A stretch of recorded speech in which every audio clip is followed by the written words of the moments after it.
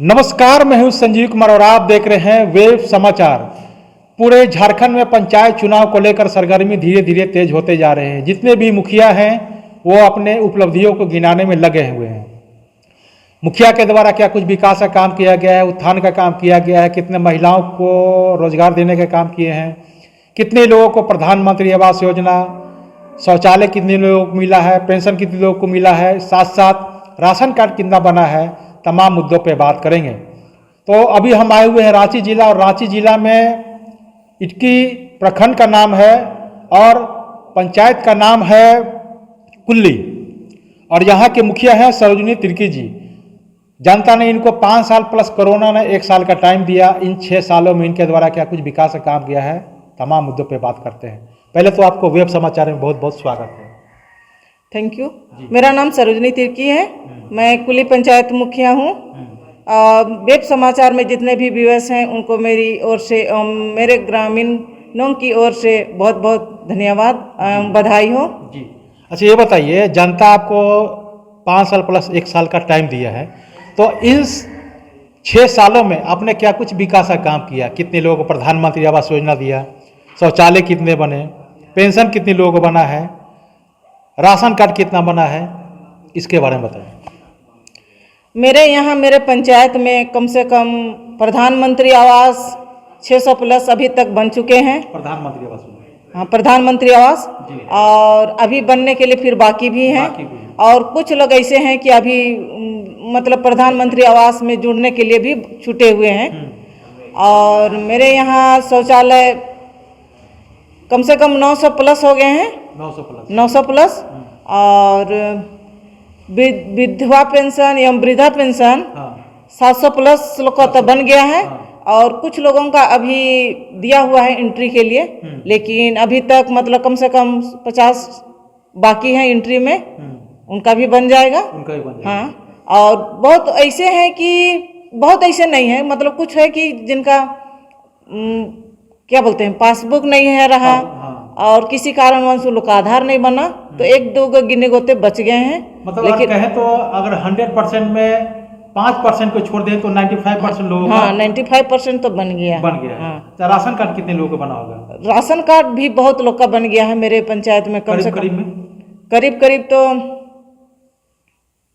2000 से तो प्लस से होंगे। 2000 प्लस। हाँ। अच्छा, ये बताइए, चूंकि जनता ने आपको मौका दिया था, तो इन 5 सालों में तो आपने इतना काम किया, ये बताइए कि आपके कार्यकाल में कोई ऐसा कार्य जो हुआ है जो आपको लगे कि पूर्व मुखिया नहीं किया और मेरे रीजन में हुआ, और इस पंचायत में जब से बिहार से बंटवारा होने के बाद झारखंड बनी है, तब से इस पंचायत में डेवलपमेंट नहीं हुआ था और मेरे कार्यकाल में हुआ? कोई ऐसा काम जो आपको लगे कि मेरे कार्यकाल में हुआ है? हाँ, पहले का पूर्व मुखिया तो जैसे कि प्रधानमंत्री आवास से पहले तो इंदिरा आवास था। इंदिरा आवास भी बहुत कम बना है, एकदम मतलब 100 में 10% लगभग बना। और मेरे कार्यकाल में प्रधानमंत्री आवास बहुत हम बना लिए हैं। इसके अलावे शौचालय उसके पीरियड में कुछ नहीं बना था, और मेरे पीरियड में हम ये 5 साल के अंदर में शौचालय भी हम बहुत बनवा लिए हैं। हाँ, बहुत बनवा दिए हैं। आप ये कह सकते हैं कि, और अभी अगर शौचालय किन्हीं का जगह का कमी होने के वास्ते अगर छूट भी गया है तो बहुत कम छूटा है, और अगर सरकार चाहेगी तो फिर मैं उसको फिर बनवाने के लिए मैं तैयार हूँ। जो छूट गया उसको जी। अच्छा, ये बताइए कि इन 5 सालों में आपका जो है महिलाओं के उत्थान के लिए कोई ऐसी संगठन है या आपने कोई योजना बनाया है? हाँ, ये मेरे क्या बोलते हैं, महिलाओं को महिला समिति का गठन किए, महिलाओं का समूह बनाया गया, और राज्य सरकार द्वारा उनको ऋण दिया गया। महिला लोग उस ऋण को लेके दुकान वगैरह खोल लिए, कोई पूंजी लगाया खेती उती में, कोई किसी बिजनेस में भी लगा लिया, जिससे बहुत महिला लोग तो अभी अपने आप में आत्मनिर्भर हो गए। बहुत कोई को जैसे कि बकरी पालन, सुअर पालन, मुर्गी पालन, बतख पालन, गाय पालन, मतलब महिला ग्रुप में जोड़ने के बाद वो लोग को बहुत तरह का उनको इससे लाभ मिल रहा है, और इससे मतलब महिलाएं आत्मनिर्भर हो रहे हैं। अच्छा, ये बताइए, आपके पंचायत में शिक्षा और स्वास्थ्य की क्या स्थिति है? कैसा शिक्षा है, स्वास्थ्य की क्या स्थिति?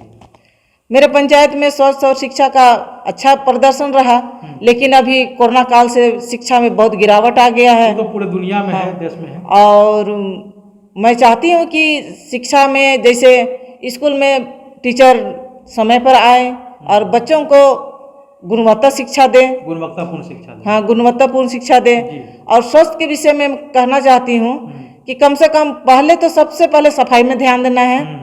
उसके बाद जो भी बीमारी या तो पौष्टिक आहार में, और उसके बाद पौष्टिक आहार में ध्यान देना है। और इसमें आंगनबाड़ी सेविका सहिया लोग थोड़ा सा फिर से अच्छा, अगर वो लोग अपना मतलब गांव में अपना प्रदर्शन करे तो स्वास्थ्य में भी थोड़ा अच्छा आ जाएगा। और थोड़ा सबों को मतलब स्वास्थ्य के विषय में स्वस्थ रहेंगे तो सब ठीक ठाक रहेगा। जब तक स्वस्थ नहीं रहेंगे तो जब खुद स्वस्थ रहेंगे तो आप अपने परिवार को स्वस्थ कैसे रखेंगे? इसलिए खुद स्वस्थ रहना है तो पूरा परिवार स्वस्थ होगा, परिवार स्वस्थ होगा तो एक गांव स्वस्थ होगा, गांव स्वस्थ होगा तो समाज होगा, पंचायत होगा, राज्य होगा।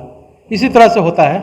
अच्छा ये बताइए, चूंकि आपका कार्यकाल जो है 2 मुख्यमंत्रियों के रीजन में रहा, रघुवर दास, हेमंत सोरेन, कैसा रहा आपके पंचायत में इन दोनों के कार्यकाल में? इन दोनों का कार्यकाल में दोनों तो ठीक ठाक ही रहा, लेकिन रघुवर दास का कार्यकाल में ये कोरोना नहीं आया था। और अभी हेमंत सोरेन का कार्यकाल में कोरोना भी आ गया, जिसके चलते जो विकास का जो फंड आता, जो मतलब आने वाला था, मतलब ज़्यादा बढ़ के आता, और गांव का जो विकास होता उसमें थोड़ा सा गिरावट हो गया है। और जो विकास का काम में खर्चा होने वाला कुछ खर्चा कोरोना में मतलब कोरोना में ये तो बात सही है कि जिस तरह से एमपी है, एमएलए हैं, मंत्री हैं, तो उन लोग के भी फंडों में कटौती किया गया है, क्योंकि उन लोगों के जो फंड से पैसा आता था वो लोग चला जाता था कोरोना में। अच्छा ये बताइए, कोरोना काल में आपके पंचायत की क्या स्थिति थी, कैसे आपने उसको हैंडल किया? मेरे पंचायत में कोरोना काल में स्थिति वैसे तो खराब नहीं थी, लेकिन कुछ मतलब गड़बड़ तो थी।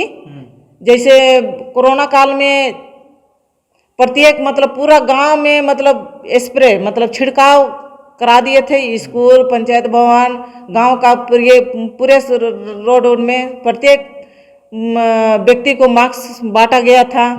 और इसके अलावे सैनिटाइजर मतलब घर घर बांट दिए थे, ताकि कोरोना से मतलब किसी को जल्दी, और 3 फीट की दूरी बना के तो रखना ही था। इसका मतलब अब प्रचार प्रसार करके मतलब एक जागरूकता अभियान चलाया गया था। हाँ, जागरूकता अभियान चला के।